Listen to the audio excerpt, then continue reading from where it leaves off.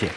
男嘉宾孙先生，32岁，来自甘肃，计算机工程师；女嘉宾张女士，31岁，来自甘肃无业。来，有请两位，有请。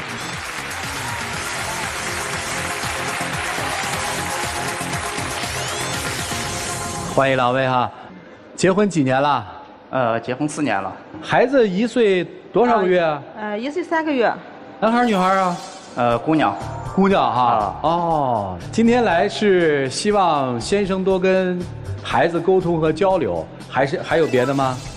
还有了嘛，我是一个就是全职的宝妈嘛，家里面大大小小的事都是我去做的嘛。然后他在外面上班，就是家里面啥事就基本不过问。还一天就是来就老抱怨我这个没做好，那个没做好，就是我感觉心里面挺委屈的。我虽然在家里面工作，他在外面工作，我们都是在工作，我也挺不容易的。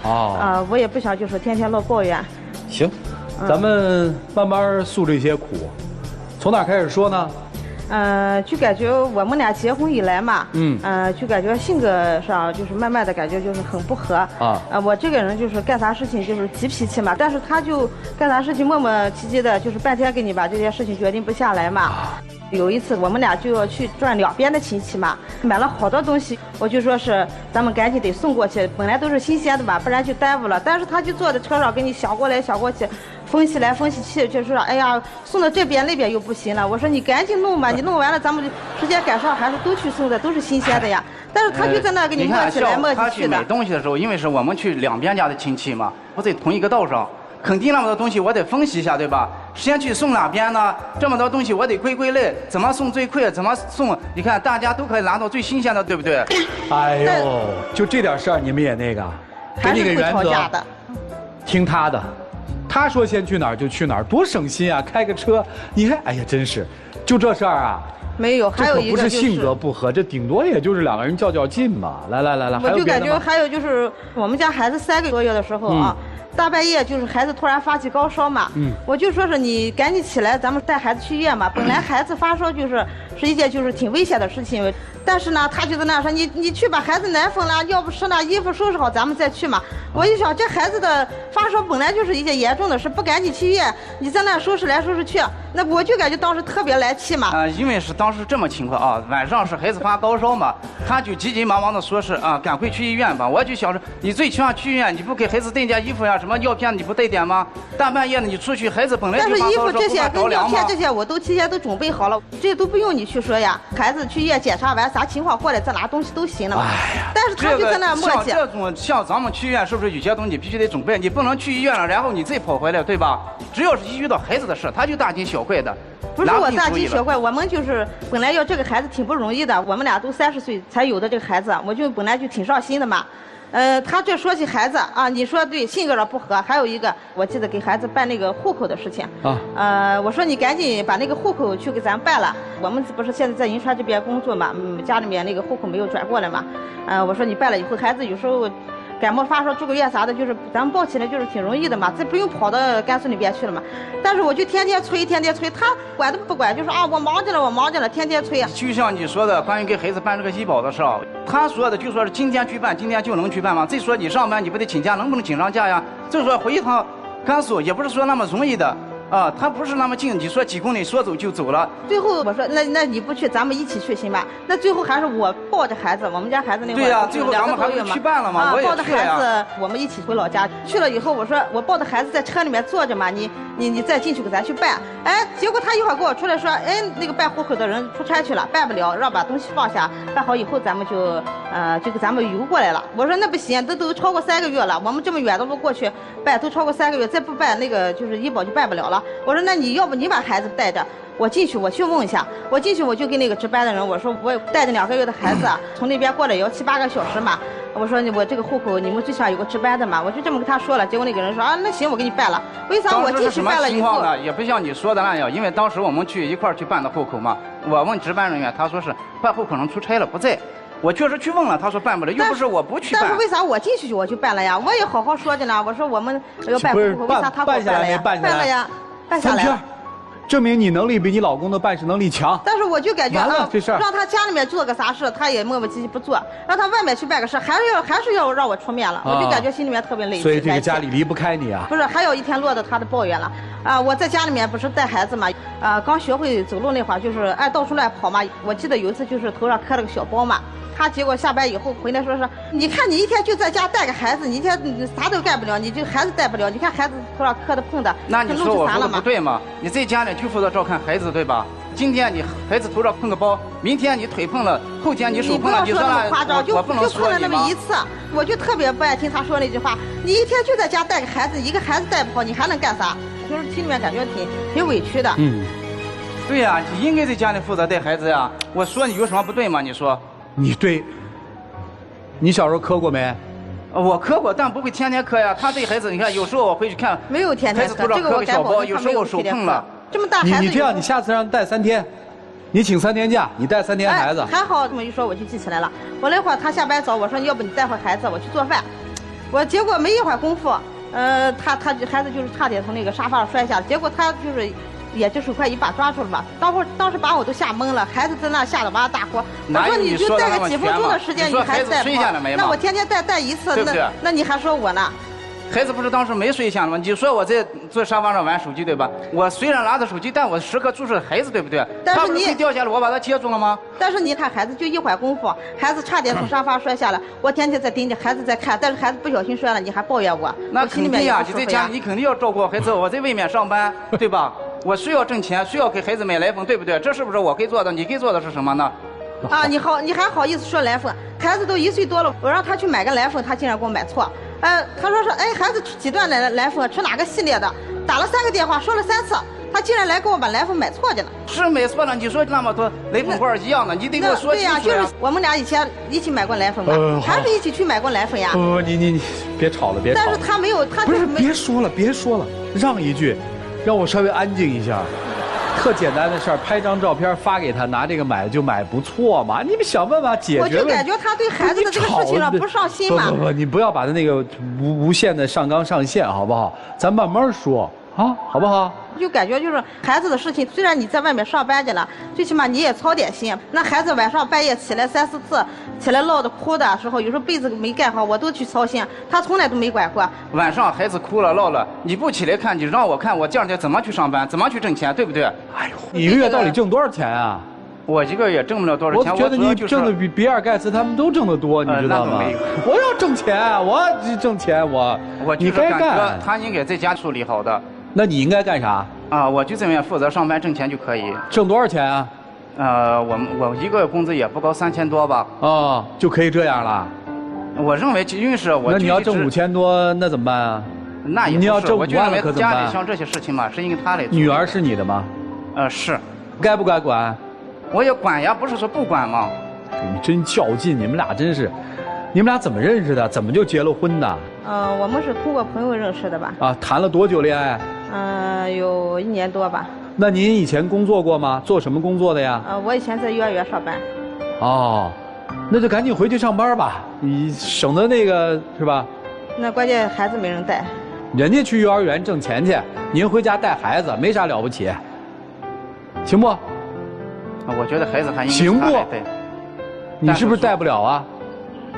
可能吧，我感觉我们家孩子也挺皮，确实不好带。不好带。接着再问，办户口是不是你没能力？不是我没能力。承不承认？为什么人家办出来你办不出来？户口确实他办的，但是我是不是你没办出来？是。2个人同时办一件事，你没办成，人家办成了，是还是不是？是。承认咱不如人家吗？不就完了吗？带我们去办的时候是我们一块儿去。是不是人家办下来的？是。你进去了没办出来？对。他进去了办出来了，在这个问题上是不是他比你能干？户口确实是他替我们办出来的。是。说咱不如他，完了吗？较那劲呢，真是，确实不容易哈。全是太太是不是非常非常辛苦？本来现在在家带孩子就感觉跟与世隔绝了，一天就再受一下他的眼色，就感觉心里面挺委屈的。就是其实你也不要他什么，就说2句好话是吧？结果这家伙1句好话都没有，对，还挑剔你是吧？对，罢工不干了，有这个想法了啊。有这个想法。哎，您可千万别这样，我是胡说的啊！应该怎么办？你听老师们的吧。咱们一起进入新阳美容 APP 丘比特问卷。我听你们俩说话就跟我们家楼上在装修一样，哎呀，吵得我呀脑袋嗡嗡的响。我就想说谁稍微喘口气让我听明白上一个人在说什么，但是根本就不是，你一句我一句，你一句我一句的。你们俩谈了1年多的恋爱吗？是。我感觉你们俩就像昨天认识，然后今天结的婚，完全不了解对方。第一个问题就是性格之间的矛盾。急脾气遇上了慢性子，他慢这个事儿，谈恋爱的时候你就知道呀。但是感觉越来越磨叽。他不可能越来越磨叽，他只能是一如既往的磨叽。然后你也太急了，比如说孩子发烧，我马上我的东西我也不拿不准备，我直接就得上医院，我不去就不行，哎呀我就不行了。所以你真的是太急了，他呢可能真的是太慢了。每一个家庭，每一对爱人。因为大家性格不同，所以谁更擅长做什么，谁就去做什么。比如说，你就更擅长做决定嘛，你执行力更好嘛，他拖拖拉拉，那你就去做啊。家庭分工不同嘛。第二个问题就是你提到的这个全职妈妈，我们经常讲，什么全职妈妈就是早中晚饭鱼尾纹，除了孩子不见人，但她根本就不知道你有多辛苦。你每天就在家带带孩子，有什么了不起的，对不对？你是不是这么想的？你要做什么？你列个时间表，贴在你们家最醒目的地方。早上6点半起床喂奶，然后做早饭，8点钟要干嘛干嘛干嘛，12点钟要干嘛干嘛干嘛，一直到晚上凌晨3点起来一次，4点起来一次，5点起，你把它贴好，让他每天看，他会不会就知道你的辛苦了？第3点，你们2个互相指责。为什么每天只想着对方的缺点，而不想对方的好呢？夫妻之间最重要的就是包容对方的缺点，把优点放大，让它成为你们生命当中最闪亮的一个部分。所以各自调整，祝你们幸福，谢谢。哎呦，听着我这个气呀！我问你啊，先生，家是干嘛的？你结婚干嘛？要家干嘛？您说您每个月只往家里面交3000块钱左右，您就敢在这儿耀武扬威，更何况您只交钱，这叫什么呀？这叫投资者，这不叫老公，不叫爸爸，您所有的责任全部都没有履行。然后站在这儿说大话，说风凉话，你就在家带个孩子，孩子还看不好，你带去啊。人家不是不能出去上班，人家说不定1个月挣的比你多呢。你说你在家带孩子，就这么一件事儿，你都带不好，好，你在外工作就这么一件事儿，你怎么只挣3000块钱，不给我挣3万块钱呀？一个道理啊。而且换句话说回来，在家带孩子这件事儿，你知道在家的过程是什么样的吗？我问你，孩子哭了，电话响了，然后那边煤气水开了，然后这边我又内急，你说我先处理哪件事儿？你告诉我。你知道女人是得抱着孩子上厕所吗？从来都没有做过这样的工作，从来没有体会过妻子的艰辛和辛苦，然后就在这儿说这样的轻易的大话，你怎么能不叫人寒心？你在外面合着工作有休息时间，能调整有午休有下班的点儿，他有吗？他1年365天全年无休息啊，无假日啊，这就是全职主妇啊。所以今天来这儿，我就希望你明白一点，全职妈妈是这个世界上最难做的一件工作，任何人都没有办法说能够完美的胜任它。妻子，我想说的是，虽然我刚才说了他这么多啊，确实他这个问题真的挺让人难过的，说的那些话。但是你知道他为什么可以那么理直气壮地说出来吗？因为您总给人一种咄咄逼人的感觉，就虽然全是您的理儿，但不知道为什么这话从您嘴里说出来就觉得不占理儿。你想过这个问题吗？就是你有那么多的辛苦，但是当你把这个东西挂在嘴上，用那样的方式说出来的时候，就觉得特别不值得一提的感觉。所以您的脾气要改，在孩子的问题上不要变得那么敏感、那么焦虑，因为您焦虑，孩子也一样的。对于先生来说呢，我觉得就是你让他去做一天你做的工作，然后您呢，现在开始要学会充电。孩子送幼儿园之后，您要有回归社会的这个能力的，不能在这几年之间丧失了这个能力。有很多的事情要放手让他去做，好吧？好的。祝福你们，谢谢。其实我看起来啊，你们有太多的不同。这个不同导致其实你们对生活做了自己的选择。比如说，女士可能能力更强，孩子幼小的时候更需要母亲，所以她是非常有勇气的承担了最难的那一部分。而先生本身就是一个做事优柔寡断，没有妻子那么有主张的男人，所以你选择了去做一份你之前就做的相对习惯的工作。其实你承担的是较轻的那一份，你明白吗？所以既然我们做了选择，就要忠于自己选择的初衷，做好自己擅长的那一部分。你选择了去在外工作，但是别忘了你还有一个角色，回家你就是父亲，就是丈夫。所以你只把外边工作的这个身份做完了，你认为就结束了，那你太自私了。而女士其实选择虽然是说做了全职妈妈，你还有一个角色叫妻子。不要只盯着孩子，你们忽略了现在你们的彼此角色，你为夫，他为妻。如果你们能够跳出只是新生儿、母亲、父亲的角色，重新去审视我们作为夫妻的角色，其实就会放松很多。女士，比如说啊，这个男人工作回来，他其实也有情绪，他也疲惫。那我们能不能这个时候去关心一下他？也许当你说老公你别看孩子，你这么累，我来看，他自然放下了这种戒备和焦虑，他就会放松说，哇，我的老婆很体贴我，我也要体贴她。老婆你辛苦了，在家看一天孩子，我把外边工作的压力和不愉快放到门外，我帮你带孩子。这是一种良性的互动，一种良性的沟通。而先生，你也要抬眼看看你的妻子，不仅仅是想到你就是看个孩子都看不好，这种话说出来多伤人啊！你应该看看他是不是因为疲惫增添了一道皱纹啊，是不是因为做全职妈妈可能最近都没有穿漂亮的衣服。我相信当你们重新去审视夫妻关系的时候，一切事情就变得相对的放松，相对的平静。孩子是你们爱情的结晶，你们共同去爱他，你们也要好好的去爱对方，爱彼此。祝你们幸福。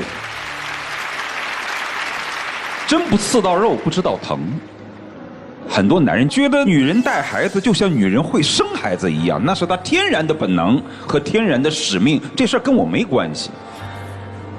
但唯独只有那些离了婚，然后老婆带着孩子改嫁的这种家庭，受过这样的生活过往的男人，可能才会理解，其实孩子也是自己的。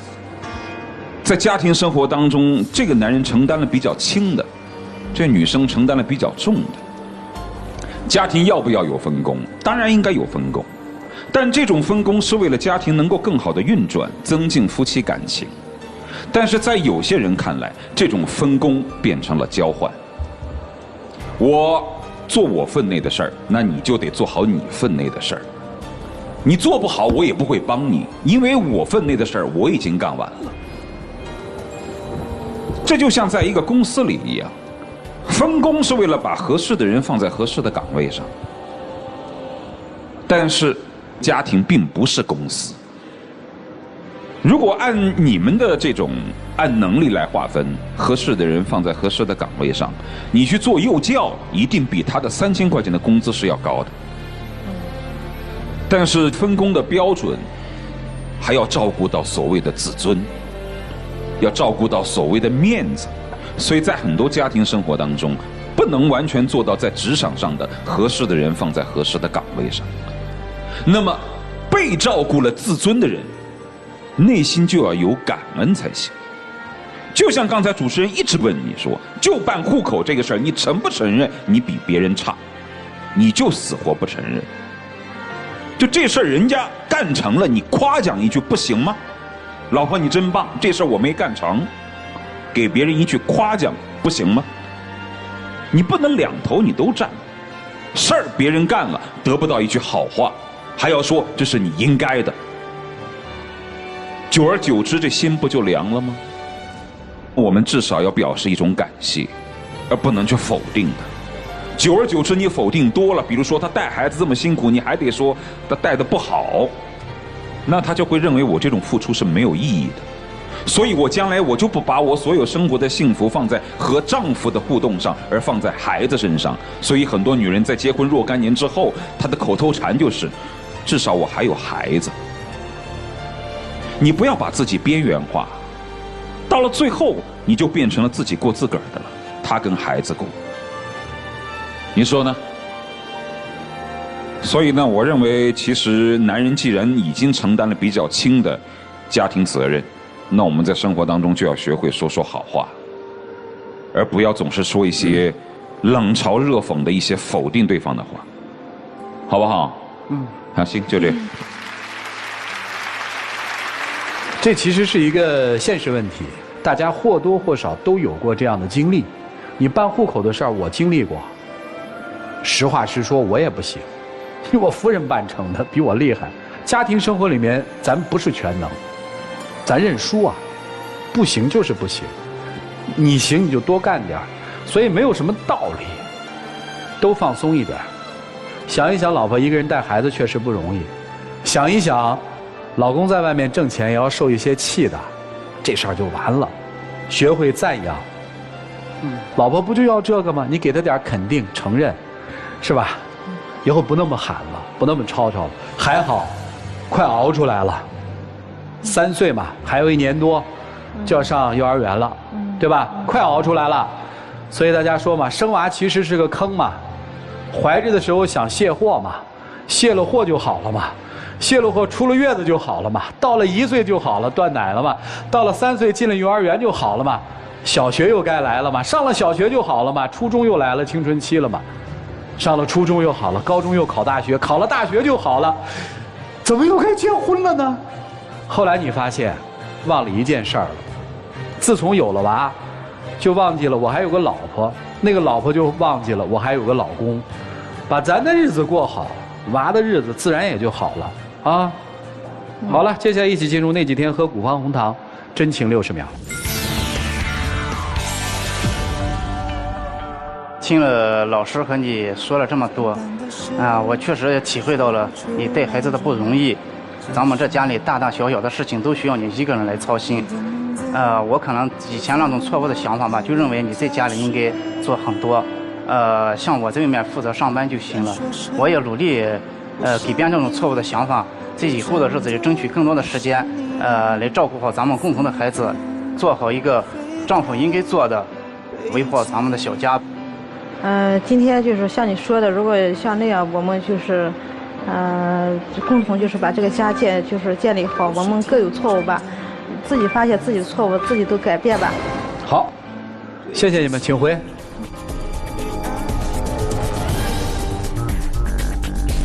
来，请关门。来吧，请开门。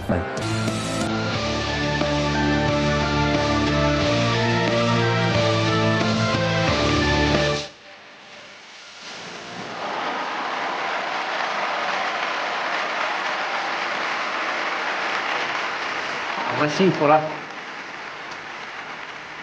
到底学理工的啊？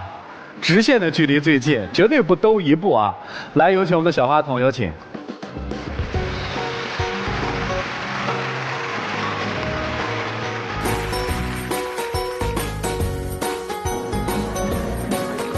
来，我们见证属于这对夫妻的浪漫时刻，各位请见证。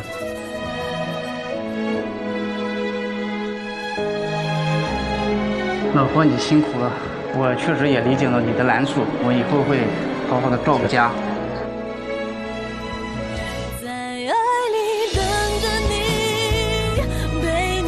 谢谢。谢谢各位老师，谢谢大家啊！